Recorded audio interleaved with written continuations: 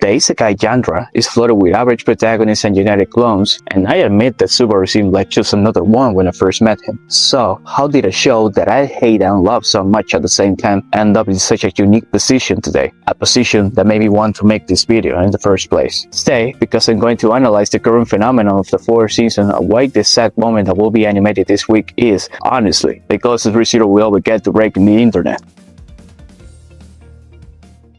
I honestly think ReZero came out at a time when isekais had already started to spread and infest the genre. It's as if in those days, you could lift a random rock in the street and find like 10 isekais per season. And what can I say about the protagonists? They all look the same. That's because, not long ago, a mangaka from the industry said they give them very average looks because they needed and wanted the typical Japanese loser to identify with and self-insert into them. With that explanation, it's normal that the shows only strive to give a good design to the heroines but not their protagonists. Even Subaru and his other clones fit this stereotype. But what does all this have to do with the thumbnail? Believe me, a lot. After all, how can an apparently mediocre product that imitates what is already established afford the luxury of standing out? That is why I believe it is necessary to quickly analyze how this show that I hate so much was able to reverse expectations for the better. Between so many generic isekai protagonists and anime, ReZero arrived, an anime of which I honestly already knew the existence in the same year it came out. But in those days I was more busy playing Dota than focused on watching anime. Still, even so, in 2016, ReZero managed to go viral and let me know of its existence. But how? Well, simply put, Subaru was made differently. While in those days you had your typical isekai protagonist of the moment who had a cool scene where he humiliated the occasional villain, Subaru's coolest scene was him fighting and losing against an enemy he had no chance of beating. This quirk made me pay more attention to it than usual. And of course I am aware that there were more moments later on that also made the series shine, but you would have to be really stubborn not to affirm and maintain that the scene in episode 18 was the most popular that year. I don't deny that the other moments the work had by then also helped the popularity of episode 18, but Rem's episode was simply more. As an additional curiosity, the thread created on Reddit about episode 18 of ReZero was the anime thread with the most upvotes for a good while. And if you are wondering, no, I don't like Rem, at least not as much as Emilia. I say this because surely someone is going to call me a Rem-tard. But returning to the success of episode 18, believe me when I say that I wasn't even watching anime at that time. I only hung out in gaming communities, and even then, people were commenting on Rem's declaration. But even with a good first season, and even with a good viral moment on the internet in 2016, it seemed that ReZero had everything to shine in the following years, but that didn't end up happening. So what went wrong? I clarify that I am not saying that after the first season everything was a failure. The series continued releasing OVAs or movies to keep the fandom relatively alive, and the novel kept being published. This sum of joint efforts kept the fandom alive in a way for the 4 years to come. But 4 years of waiting in a current generation that forgets things in record time, thanks to TikTok by the way, is just too much. Personally,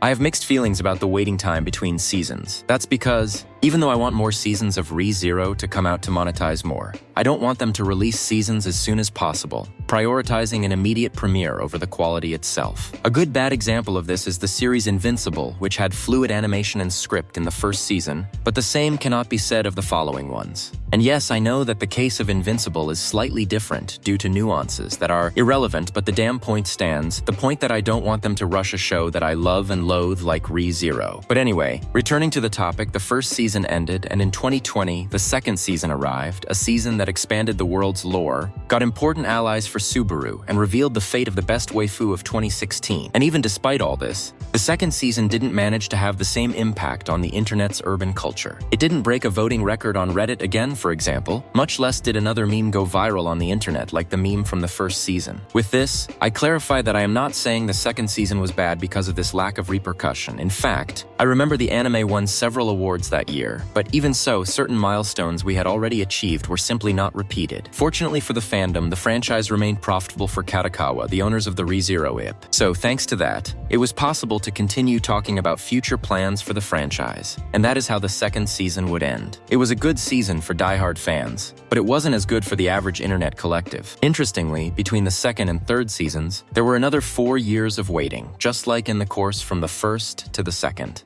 But while there were OVAs and movies in the latter to lighten the load, there was nothing in the wait for the third season. And believe it or not, this has an explanation that is long and I cover in detail in the video on screen, but for the purposes of this video, you only need to know that the third and fourth seasons were originally going to be known only as the third season, but things happened that caused that decision to change. Proof of my words is that only 1 year passed between the third and fourth seasons, unlike the usual 4 years that used to pass, and it is because they decided to animate more episodes than normal, which also explains why there were no more OVAs or movies during that time. And although in the end they had to decide to separate the third season into 2 parts, this unforeseen event ironically ended up helping the franchise a lot in a way that even surprises me. You see, I think the best thing that can happen to an anime is to have continuous presence, since constant exposure will make a new flow of fans enter more frequently and in a controlled manner, unlike if you wait 4 years to continue the series. The new flow of fans causes discussions around the franchise, discussions that in turn end up bringing in other new fans in a sort of retroactive cycle. And in case you didn't notice by the speed at which time passes, Re:Zero has been releasing anime episodes every year since 2024. That is to say, there has not been another moment in the franchise's history where we Re:Zero fans have been treated so well with, so to speak, annual episodes. Obviously, everything I say is based on a subjective perception, but I consider it to be a perception slightly superior and accurate compared to any other internet figure. Do I sound arrogant?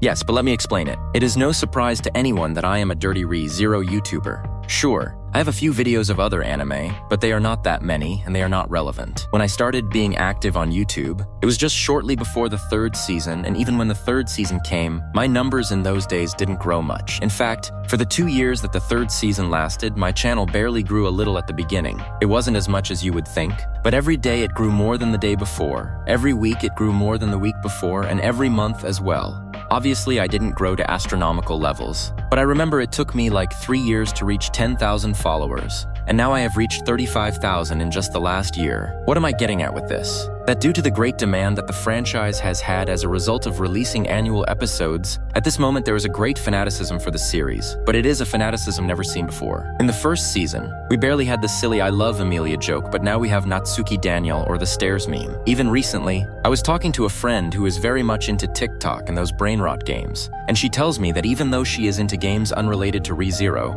just by wearing the Subaru skin in those other games, people recognize her and say that's the guy from the stairs meme. And honestly, seeing how people know a character even without watching the anime reminds me of how in 2016 half the internet knew about Rem just because of her rejection. And currently, in a way that even I don't understand, we have repeated the success of the Rem meme twice. Obviously, it's not that the series owes its success to those stupid memes, but it is precisely those silly things that make us reach a much larger audience, that we couldn't reach again during the production of the second season. But the good news doesn't end here. A series doesn't survive just on the memes of the moment, but also on the quality of its story. And as of the day I'm writing this, June 13, 2016, at this moment we are on episode 10 of the fourth season, and I can assure you that the most hardcore and interesting things about the work are just coming in the next part, specifically in the second part of the fourth season, which will be broadcast in a couple of months. If you knew the number of things I would like to share with you, but they are spoilers, and I don't want to ruin your experience too much. And now that we've reached this point, I want to confess that I lied when I said that Re:Zero can break the internet.